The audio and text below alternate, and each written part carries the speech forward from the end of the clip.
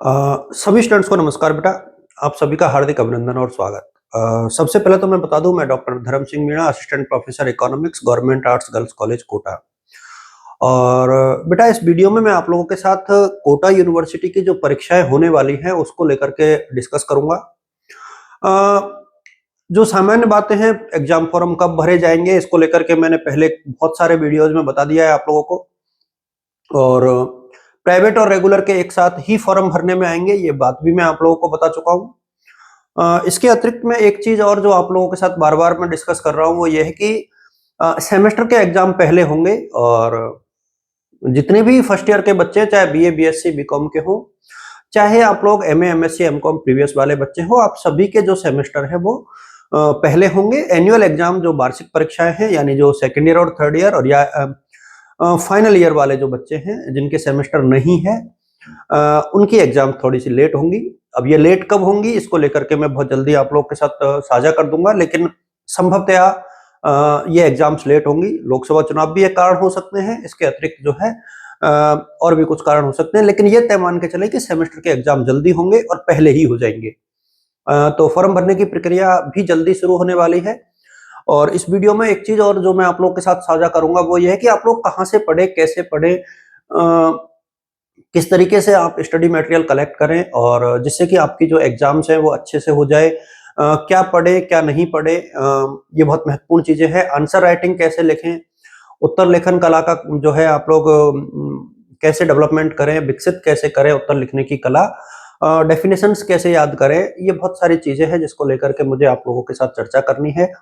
ये वीडियो चूंकि लाइव नहीं रहेगा, ये रिकॉर्डेड वीडियो रहेगा, तो आप लोग कमेंट में बहुत ज्यादा कुछ नहीं पूछे, बाद में कमेंट कर दे, तो जो भी आप लोगों की क्वेरीज होंगी उसे मैं अगले वीडियो में आप लोगों के साथ साझा करूंगा। देखिए, नंबर वन चीज, पहली बात तो सेमेस्टर के पेपर कब होंगे। तो मैं आपको बता दूं बेटा कि जनवरी के लास्ट या फरवरी के फर्स्ट वीक में कभी भी ये पेपर शुरू हो सकते हैं। आप लोग तय मान के चले 27 जनवरी से लेकर के 5 फरवरी के बीच में ये पेपर शुरू हो सकते हैं, ये अनुमान है मोटा मोटा। ऑफिशियल सूचना, आधिकारिक सूचना यूनिवर्सिटी ऑफ कोटा की जो ऑफिशियल वेबसाइट है वहां से आप लोगों को मिल जाएगी। इसके अतिरिक्त एग्जाम फॉर्म को लेकर के मैं ये भी ऑलरेडी बता चुका हूं कि संभवतया 25 तारीख से लेकर के 5 जनवरी के बीच में कभी भी एग्जाम फॉर्म मांगे जा सकते हैं। तो आप लोग यूनिवर्सिटी ऑफ कोटा की साइट को देखते रहें, चैनल को ज्वाइन करके रखें, तो वहां से आप लोगों को इसके रिगार्डिंग जो है सूचनाएं मिल जाएंगी। और सप्लीमेंट्री का रिजल्ट जो है ना वो मेरे सामने 15 जनवरी के आसपास आएगा, क्योंकि इसमें टाइम लगेगा। अभी प्रैक्टिकल्स चल रहे हैं। जिन बच्चों के सप्लीमेंट्री में प्रैक्टिकल आए हैं वो अपनी अपनी फाइल जो है निश्चित जगह जो जहाँ पे यूनिवर्सिटी ने दी है, चाहे आप किसी भी शहर में रहते हो, वो आप एक दूसरे के साथ साझा कर दें और पहुंच जाए फाइल जमा कराने। अच्छा, उत्तर लेखन कैसे करें, ये बहुत महत्वपूर्ण चीज है। कहाँ से पढ़े, ये भी महत्वपूर्ण विषय है। मैं एमए एमएससी एमकॉम सभी बच्चों के लिए, हालांकि ये वीडियो है, लेकिन मोस्टली ये आर्ट्स वाले बच्चों के लिए ज्यादा यूजफुल है। मैं एग्जाम्पल के साथ कुछ चीजें आप लोगों के साथ साझा करूंगा। देखिए, इस साल जो सेमेस्टर है ना उसमें दो तरीके के क्वेश्चन आएंगे। सेक्शन ए जो है आपके वो रहेगा दो दो अंकों का, तो 2 into 10 ये आपके पैटर्न रहेगा, 20 अंकों का है। जो 100 अंकों वाले पेपर की मैं बात कर रहा हूं। और सेक्शन वी जो है वो बच्चों का 16 into 5 यानी 80 मार्क्स का रहेगा। तो अब आपको कितना लिखना है, इसमें डेफिनेशंस कैसे याद करनी है, किस तरीके से चीजों को चलाना है, वो मैं इस वीडियो में आप लोगों के साथ साझा करने वाला हूं।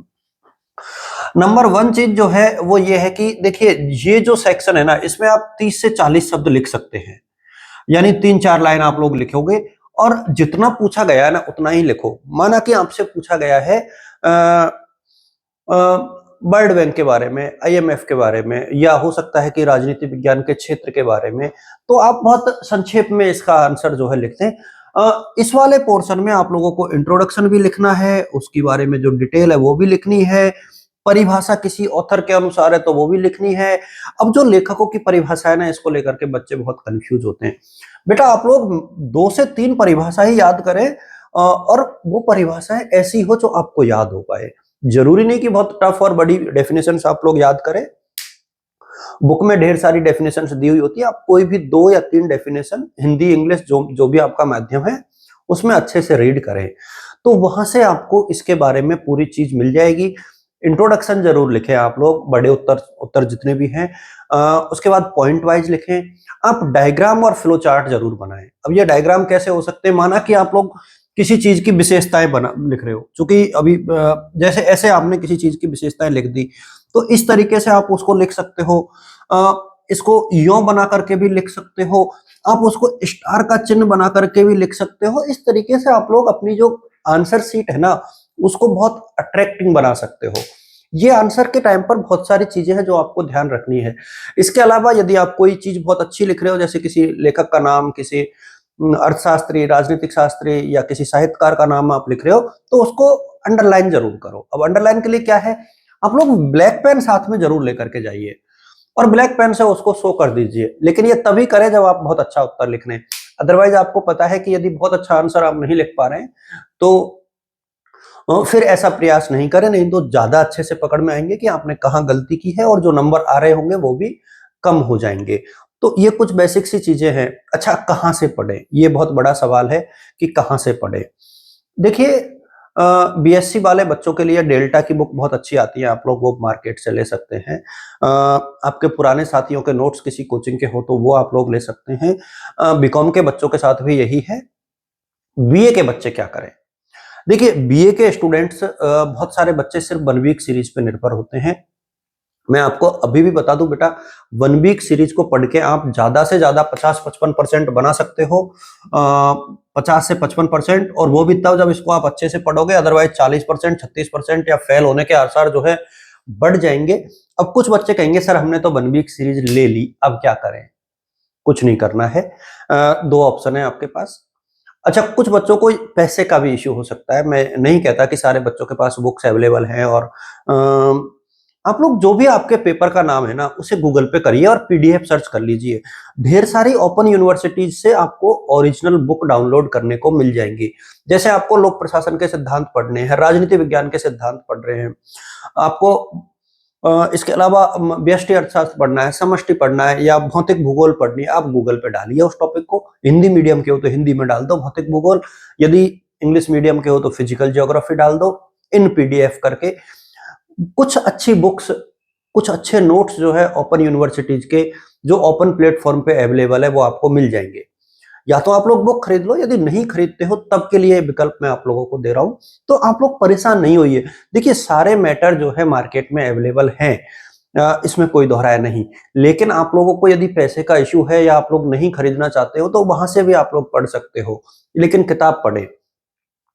यदि किसी बच्चे को यह है कि सर हम तो बुक पढ़ ही नहीं पाएंगे, कोई बात नहीं, उसके लिए उपलब्ध विकल्प यह है कि आप लोग कम से कम पासबुक तो ले ही सकते हैं। देखिए, मैं अभी भी कह रहा हूं कि बुक का कोई समाधान नहीं है, या कोई विकल्प सॉरी नहीं है, बुक आपको लेनी चाहिए। लेकिन बुक यदि आप लोग नहीं ले पा रहे हो, तो डेफिनेटली आप लोगों का ये बनता है कि आप लोग कम से कम पासबुक तो लें। और वन वीक सीरीज से तो लाख गुना बेहतर होती है।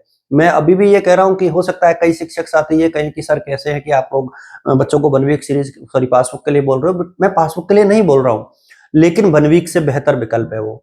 तो आप लोग ऐसा करिए। मैं डेली बेसिस पर आप लोगों के साथ बहुत सारी चीजें जो है एग्जाम से रिलेटेड साझा करूंगा, आप लोग एक दूसरे के साथ साझा कीजिए। बहुत जल्दी मैं प्रीवियस ईयर के जितने भी पेपर्स है वो आप लोगों के साथ साझा कर दूंगा। कुछ पढ़ाना मैं शुरू कर दूंगा 1-2 दिनों में, तो आप लोगों के लिए बहुत कुछ है पढ़ाने को। और मैं चाहूंगा कि आप लोग वीडियोस को देखते रहें, चैनल को सब्सक्राइब करें, एक दूसरे के साथ शेयर करें। Thank you so much.